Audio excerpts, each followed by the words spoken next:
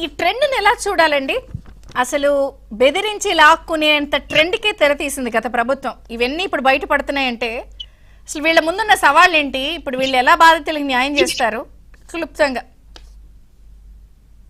పిల్లి గుడ్డిదైతే ఎలక ఏదో చేసిందంట అలా ఉంటుంది. అంటే ఏవైతే ఇందాక ఒక ఇంటెలిజెన్స్ గురించి మాట్లాడారు. ఇంటెలిజెన్స్ అనేది ఎవరికి తెలియని విషయాలు తెలుసుకోవడమే ఇంటెలిజెన్స్. అందరికీ ఓపెన్ గా తెలిసిన విషయం తెలుసుకుంటే ఇంటెలిజెన్స్ ఎంత అవుతుంది అసలు అది? సో ఎవరికి తెలియని విషయాలు తెలుసుకోవడమే ఇంటెలిజెన్స్ వ్యవస్థను ఏర్పాటు చేసింది దానికోసం.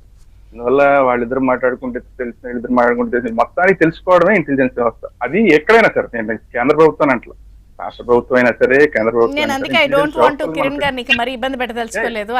నేను కూడా అందుకే అంటా. అందుకే మనం దాని అంటే ఇప్పుడు మనం ప్రస్తుత సమస్య గురించి మాట్లాడుకోవాలి. ఈ సమస్య ఏంటంటే అంటే దీంట్లో మనం మాట్లాడుకుంటుంది వాళ్ళు చేశారు, వీళ్ళు చేశారు, ఈ అధికారులు, ఆ అధికారులు అంటే అధికారుల స్థాయిలో మాట్లాడుకుంటున్నాం. రాజకీయ నాయకుల స్థాయిలో మనం మాట్లాడుకుంటే కనుక అసలు దీని వెనకాల ఎవరెవరు ఉన్నారనేది కూడా తెలియాలి.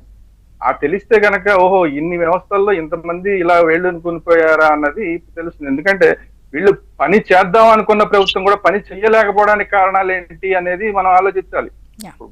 పవన్ కళ్యాణ్ గారు వెళ్ళారు, అక్కడ ఏదో బయట పెట్టారు, కానీ దాని మీద చర్యలు ఎంత దాకా తీసుకోగలుగుతారంటే ఎవరెవరి పేర్లో వస్తున్నాయి. ఇప్పుడున్న ప్రభుత్వంలో వాళ్ళ చుట్టాల పేర్లన్నీ బయటకు వస్తున్నాయి.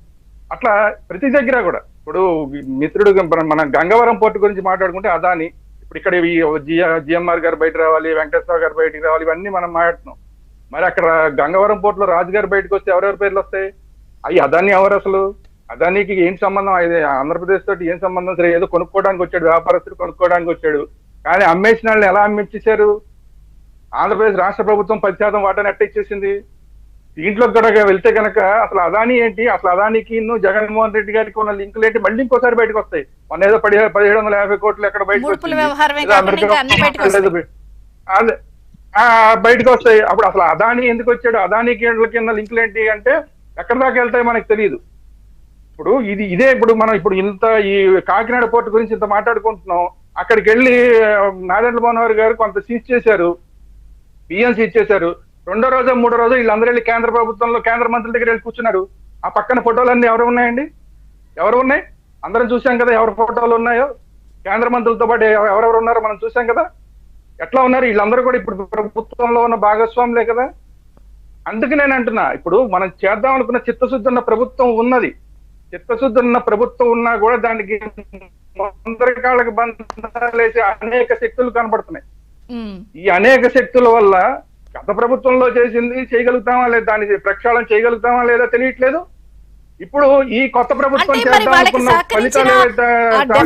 అధికారులు ఉంటారు, సరే ఇంక ఇలాగే ఉన్నాం వాళ్ళతోనే నడుపుకోవాలని వదిలేయడమేనా ఎవరి కర్మకాళ్ళని?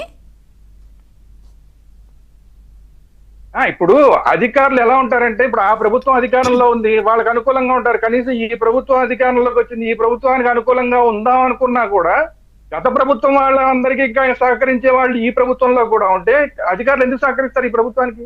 ఇది కదా క్వశ్చన్ మార్కు. మనం అనేక సందర్భాల్లో మాట్లాడుకున్నాం, ఎక్కడెక్కడ వాళ్ళు ఎక్కడ గతంలో జగన్మోహన్ రెడ్డి గారి ప్రభుత్వంలో ఏమేం చేసిన వాళ్ళు ఇప్పుడు ఈ ప్రభుత్వంలో ఎవరెవరి దగ్గర ఉన్నారు అవి చూస్తే అసలు రఘురామకృష్ణరాజు గారి మీదెక్కి తొక్కినాడు ఒక దగ్గర ఉన్నాడు. ఇక్కడ చంద్రబాబు నాయుడు గారి మీద రాళ్ళు వేసి కొట్టేలాగా చేసిన వాడు ఇంకొక దగ్గర ఉన్నాడు. ఇప్పుడు సీఎం గారు ఇంతమంది బలి బాధితుల్ని తెచ్చుకున్నారు ఆ ప్రభుత్వం నుంచి. ప్రజలు, పారిశ్రామికవేత్తలు మొత్తం వాళ్ళు బాధితులు వెనకేసుకుని కుప్ప తెచ్చుకున్నారు. వాళ్ళు బాధితులే. సో అందుకనే చెప్పేది, ఇప్పుడు మనం చేయవలసింది ఏంటంటే ముందు మన ఇల్లు మనం చక్కదిద్దుకుని మన ఇంట్లో వాళ్ళు ఎవరైతే ఉంటారో, ఎందుకంటే ఇప్పుడు ఇన్ని వేల కోట్ల టన్నులు, లక్షల కోట్ల టన్ను బియ్యం బయటికి పోతుందంటే కాకినాడ దాకా వెళ్ళడానికి కారణం ఎవరు? కాకినాడ ఏం జరిగింది అనేది మనం మాట్లాడుతున్నారు, రవికిరణ్ గారు మాట్లాడుతున్నారు, అందరికీ తెలిసిన విషయం. ఇదంతా కూడా ఇప్పుడు బయటకు వచ్చేసినాయి.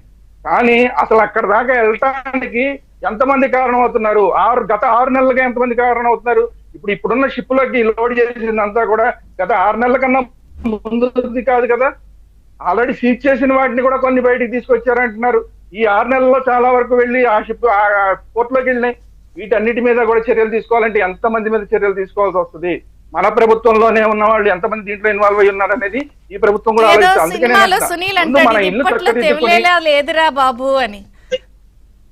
అందుకే అంటున్నా, మన వాళ్ళని ముందు మనం కరెక్ట్ గా పెట్టుకుంటే